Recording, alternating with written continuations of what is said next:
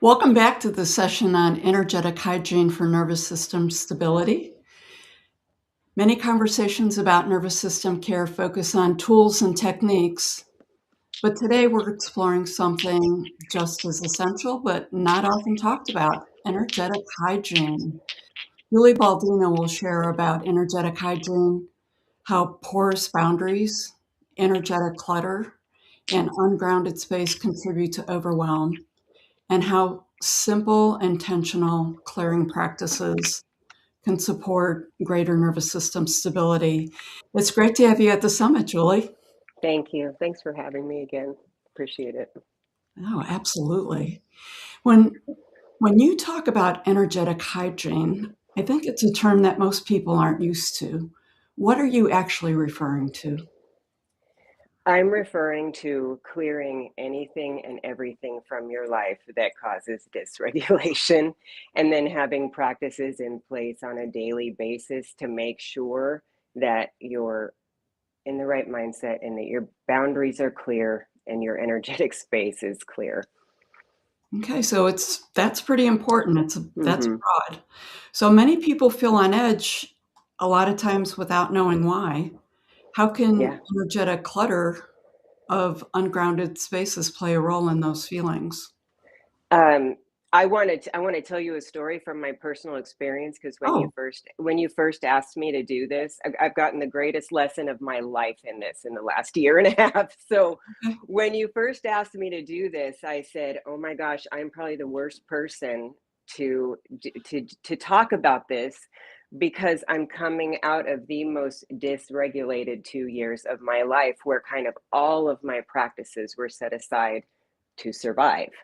So, but then I thought about it more, and I thought, actually, I'm the perfect person to talk about this, because having had decades of experience with very solid, grounded spiritual practices, daily habits, I was able to live in a completely dysregulated state. And now I'm at ground zero, and I can talk about coming back from ground zero.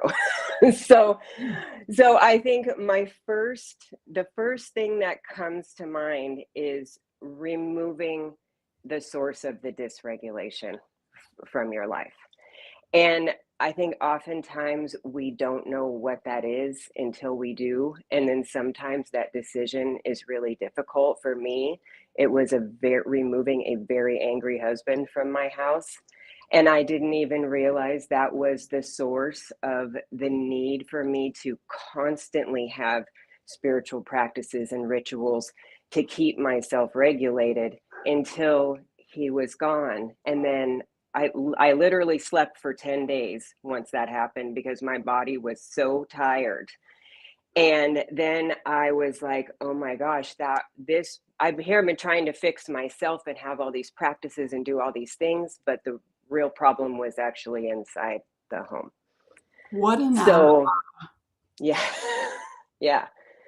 Yeah, and you really don't know until you can separate yourself from it. But once you do, I think the peace starts to flow in, and you kind of realize why you were doing everything all along, because it was keeping you sane. So number one is remove the source of the dysregulation. okay. Yeah.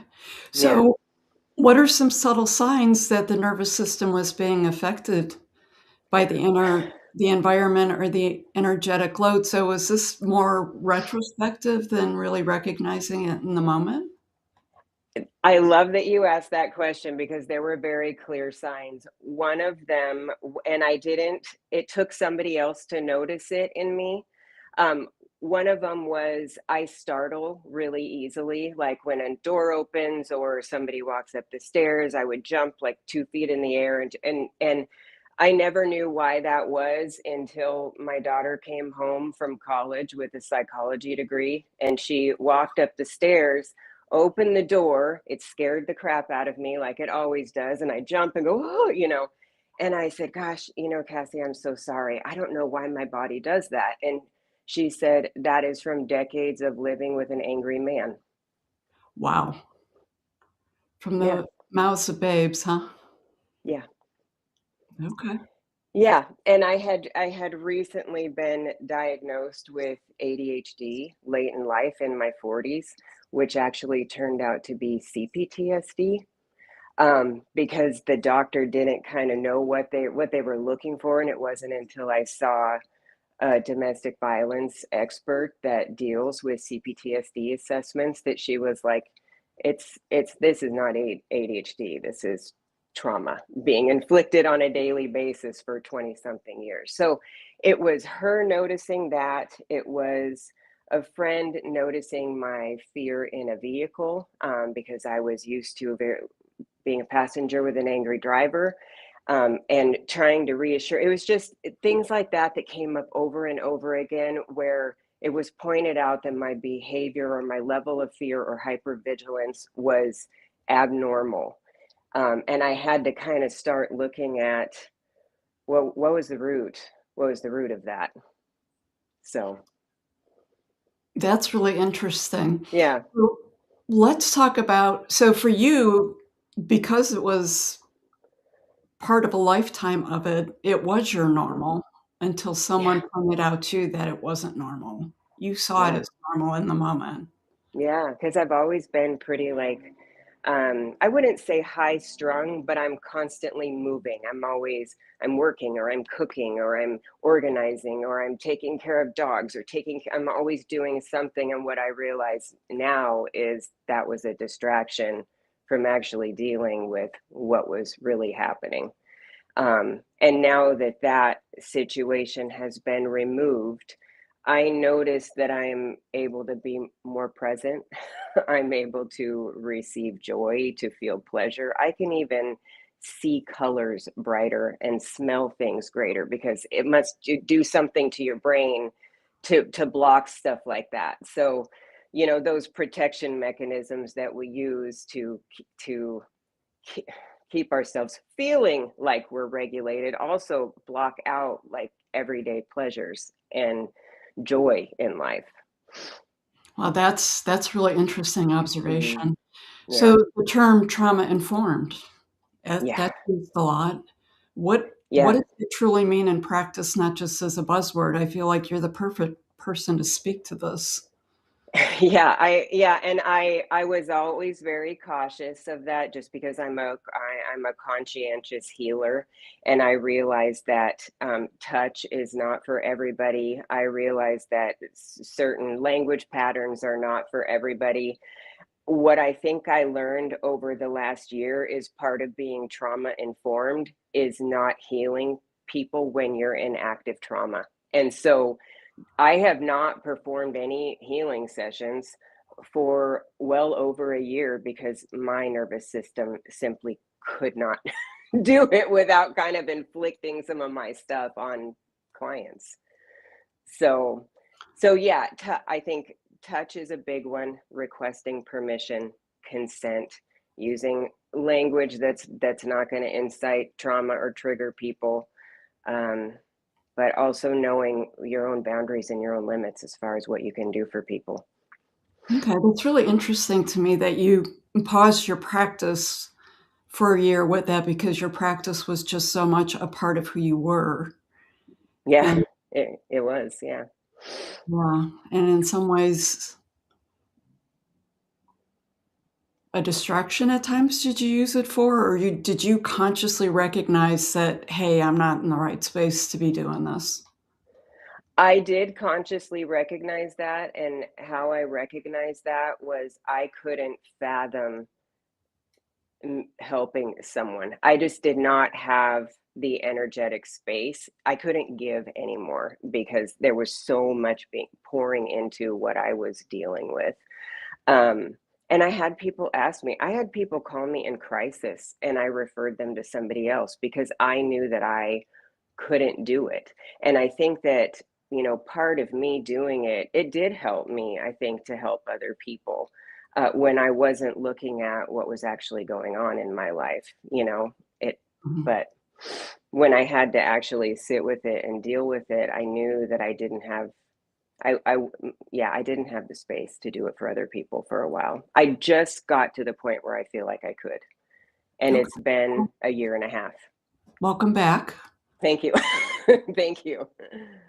For people who are really sensitive and empathic, which I feel like you fit into that, Mhm. what's especially important to understand about those energetic boundaries for people who are out there?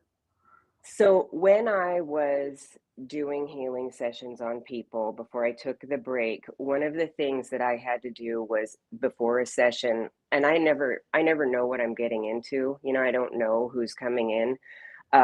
Sitting alone with myself in quiet for 10 minutes and just preparing myself. And I noticed that I would either come out of a session really um, overwhelmed with sadness. One particular situation was a person that I treated who had just lost both their parents. Mm. Um, and then, or I would come out really energetic, I think it was because that was the emotion that came from the person during the session, and so sitting in meditation for 10 minutes before, and then sometimes doing grounding work after, and or using singing bowls to clear my energy, or bells or smoke, or whatever it is that your preference. I had to have some kind of a ritual after to feel like I had cleansed my space. Okay, so from your perspective, how does energetic hygiene differ from like mindset work or emotional processing? I think it's the physical embodiment of that. It's having a physical action to go with the intention or the mindset. For me, um, I'm a doer. And so and I also, I am against like ignoring what is ugly with mindset shifts. I think we need to sit with that for a little bit. And I have an example of this. I was working with a healer during this whole period and really trying to come to grips with what had just happened to me. And she said to me, she's a great healer. This was just the wrong approach to take with me. She said to me, I need you to imagine this person as a small child so you can look at his innocence again. And I had this realization that I couldn't do that because the only way to get through this was to be angry and to fight. And so I think a lot of times when we look at things in terms of mindset shifts, we gloss over kind of what we need to deal with or what we need to survive, which for me, it was being fired up. I knew at the end of this, I'm going to figure out a way to shift out of this mindset. But while I'm in survival mode and getting through this horrible period, that's where I need to be. so, so I think it's the coupling of the physical action with the intention or the mindset shift. Well, I thank you for sharing that, especially from a really visceral, personal level, because there's a lot of people out there experiencing very, very, very similar things. And you, people, it's important to be mindful of the shift of where it takes that person. When you start getting into guilt and shame and all of those kinds of things, I love that you recognized it very consciously for you specifically, that you were sort of in the fight for your life, it sounds like, in Hmm. the moment, Yeah, and you needed to be supported in that space. Maybe yeah. 5 years from now, you might be able to revisit that with a different conversation, but not in the moment Hmm. right now. Yeah, yeah. That was my survival, and I think that collectively, particularly in the United States, we are dealing with a, a lot of abuse type behaviors from our government. And so, I mean, so this kind of affects a lot of people. Before there was just this percentage of women who were domestic violence victims, but we're all experiencing it right now. And not to get political, but a lot of the behaviors that we see in our federal government are on the abuser checklist. The gaslighting, the deflecting, the projecting, it's all part of it. So and that is going to trigger a lot of different emotions out of people, and a lot of people get reactive and they get angry. And I think you need to kind of sit with that before you say, good vibes only and move on, because you need to know where it's coming from and how to process it and deal with it.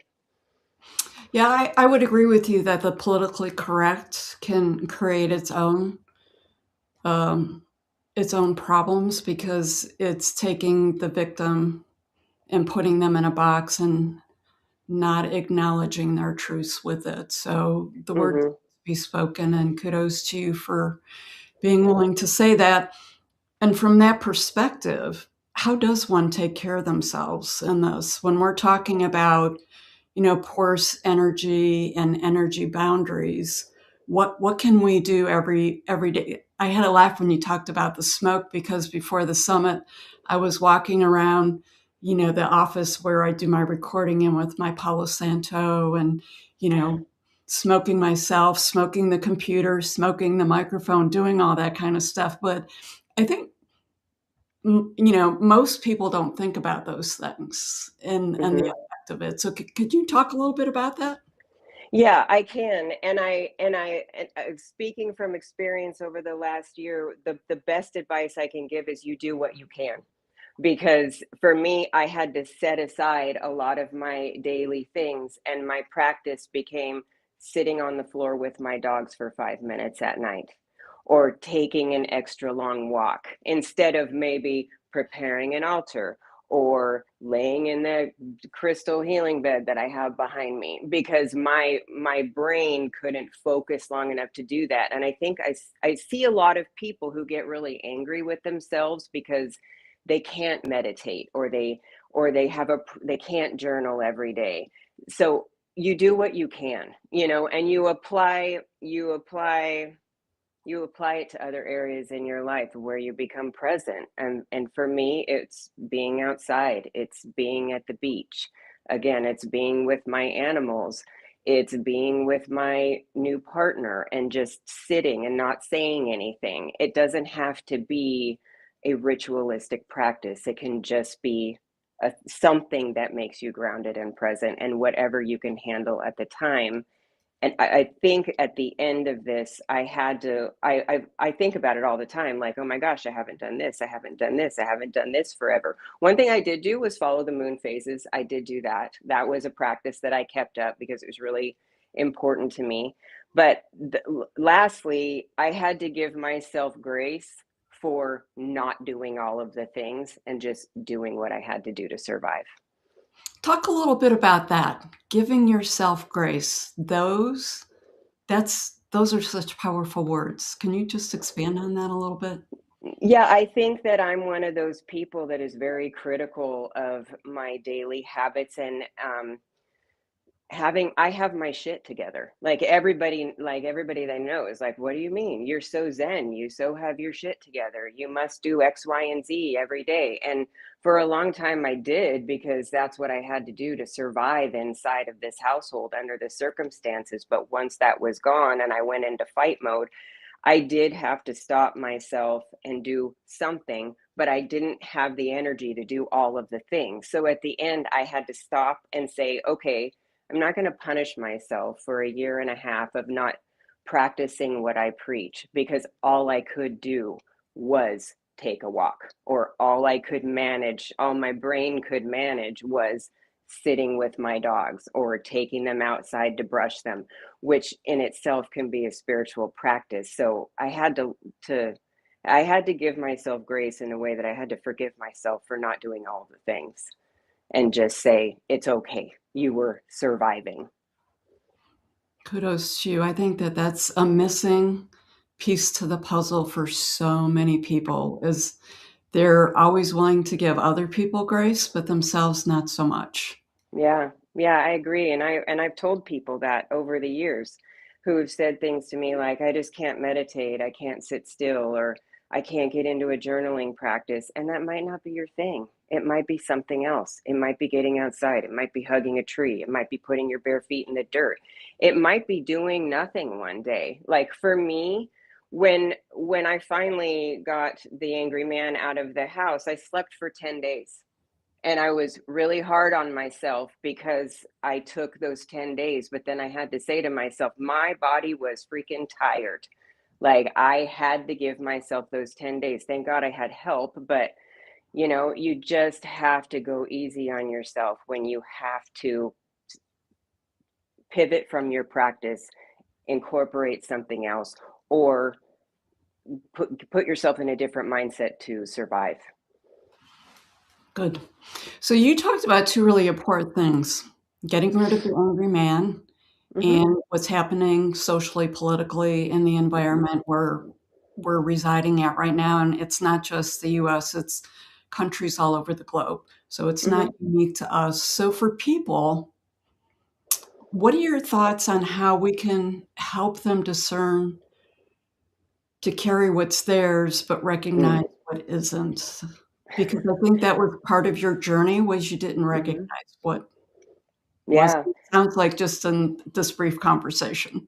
Yeah. Yeah. With regard to what is going on to the world, I had to tune it out.